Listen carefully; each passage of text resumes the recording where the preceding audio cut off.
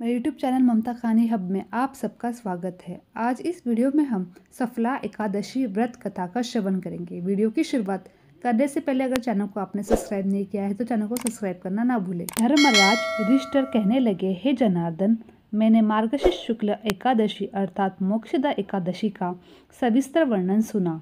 अब आप कृपया करके मुझे पौष मास के कृष्ण पक्ष की एकादशी के विषय में बतलाए।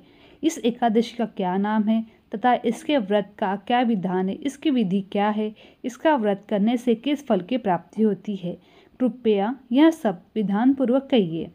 भगवान श्री कृष्ण बोले, पौष मास के कृष्ण पक्ष में आने वाली इस एकादशी को सफला एकादशी कहा जाता है।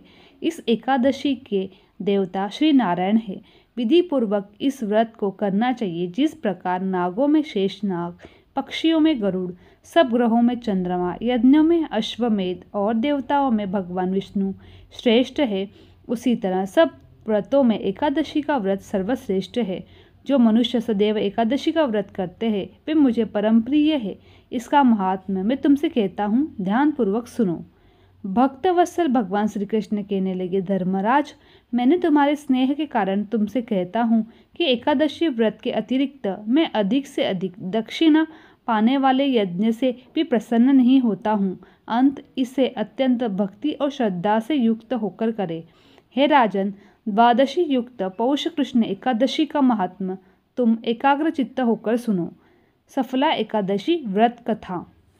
चंपावती नगरी में एक महिष्मान नाम का राजा राज्य करता था। उसके 4 पुत्र थे। उन सब में लुम्पक नाम वाला बड़ा राजपुत्र महापापी था। वह पापी सदा परस्त्री और वैश्यागमन था।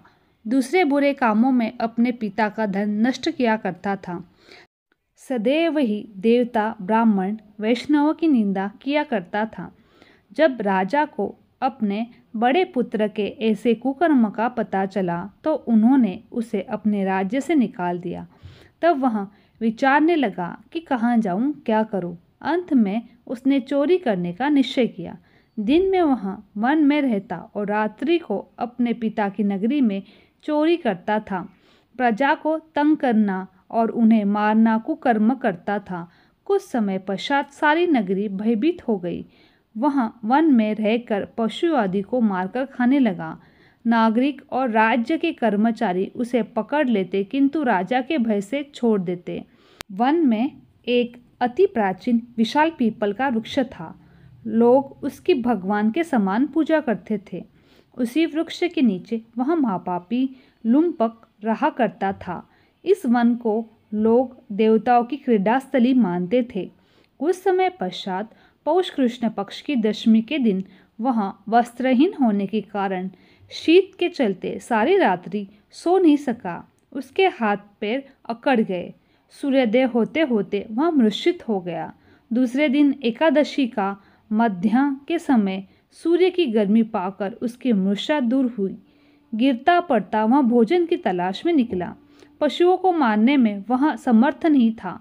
अंत पेड़ों के नीचे गिरे हुए फल उठाकर वापस उसी पीपल के वृक्ष के नीचे आ गया।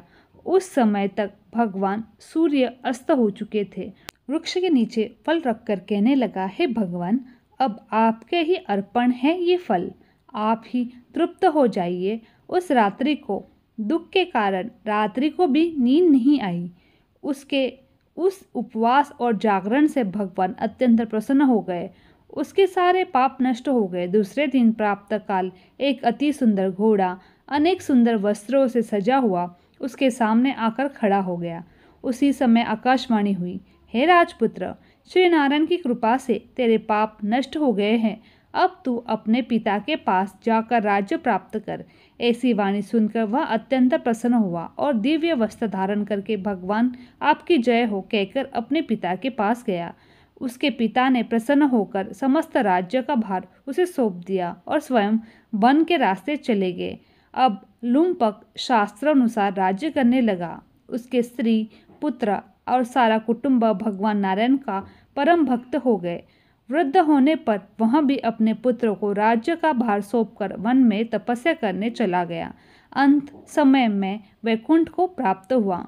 अंत जो मनुष्य इस परम पवित्र सफला एकादशी का व्रत करता है उसे अंत में मुक्ति मिलती है, और जो नहीं करता वे पूंछे और सींगों से रहित पशुओं के समान है।